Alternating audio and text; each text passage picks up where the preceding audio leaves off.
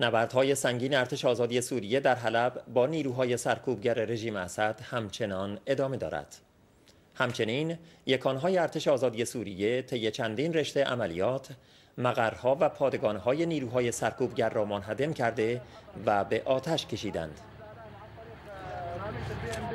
وان شاء الله دبابات متمركزه من الشرق باتجاه وادي الضيف، ان شاء الله سندمرهم وسنزلزلهم بعون الله تعالى باذن الله. الله اكبر الله اكبر الله اكبر الله اكبر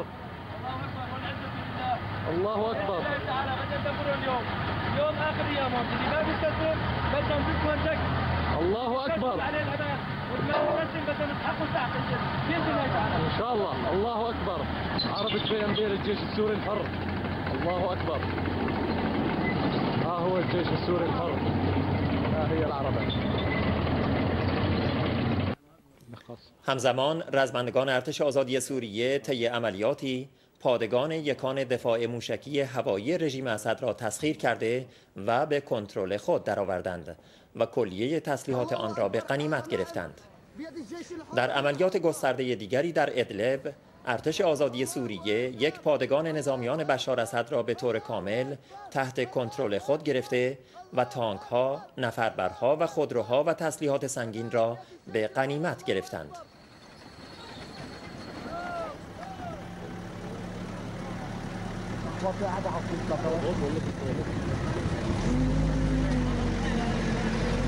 غنائم بيد الجيش الحر. الله أكبر في قرية الزعينية.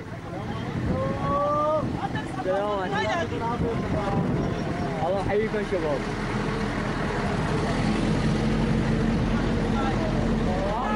وينو فراس نبيه وينو؟ السلام عليكم. وينو فراس وينو؟ الغنائم بيد الجيش الحر في قرية الزعينية. الله أكبر. در شبانه روز گذشته گروه‌های بیشتری از جوانان و پرسنل نظامی جدا شده از نظامیان بشار اسد به صفوف ارتش آزادی سوریه پیوسته و با تشکیل یکانهای رزمی جدید آمادگی خود را برای نبرد در صفوف این ارتش اعلام کردند. وانضمام لكتيبة النصر التابعة للواء الفتح والدفاع عن المدنيين العزل في مدينة حلب، ونتوعد بتوجيه ضربات قاسية للنظام الأسدي المجرم، والله على ما أقول شهيد.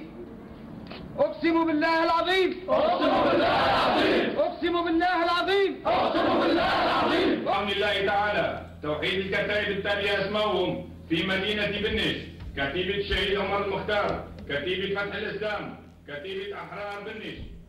از سوی دیگر قیام‌ها در دمشق و حما علیه دیکتاتور سوریه برگزار شد. در برخی از مناطق قیام کنندگان مراسم تشییع شهدا را به تظاهرات تبدیل کردند و خواستار سرنگونی رژیم اسد شدند.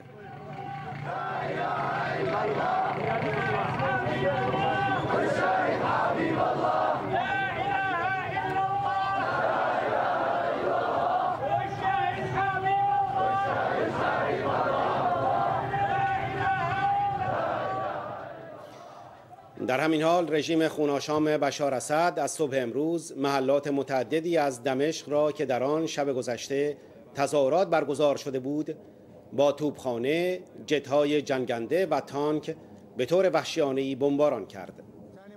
علاوه بر این بمب‌افکن‌ها و هلیکوپترها بر فراز حلب، دیر الزور، دوما، حمص و معرة النعمان به پرواز درآمدند و ساختمان‌ها را بمباران کردند.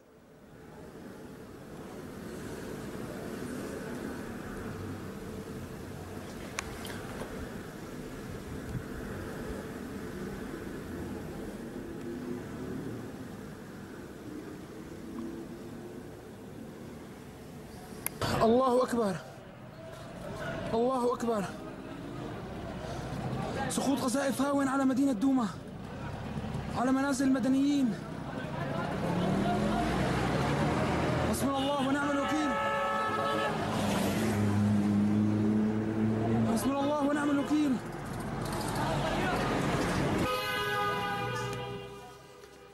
در شهر آزاد شده دیر الزور هلیکوپترها بر روی ساختمان اداره برق این شهر بشکه انفجاری انداخته و ساختمان را با مردمی که داخل آن بودند تخریب کردند و شماری از مردم را به قتل رساندند. در جریان حملات وحشیانه امروز دست کم 79 تن از مردم بی‌دفاع به دست جانیان اسد به قتل رسیدند. بین قتیل و جریح ومن نجا منهم انهمك مع من هرع من السكان إلى مكان الهجوم في إجلاء القتلى ومحاولة إنقاذ الجرحى. يقول ناشطون إنه ليس من سبب يدفع قوات النظام لقصف شركة الكهرباء غير الانتقام من أهل المدينة الثائرة. قتلى وجرحى سقطوا أيضا في مناطق متفرقة من محافظة دير الزور بسبب القصف الجوي والمدفعي المستمر.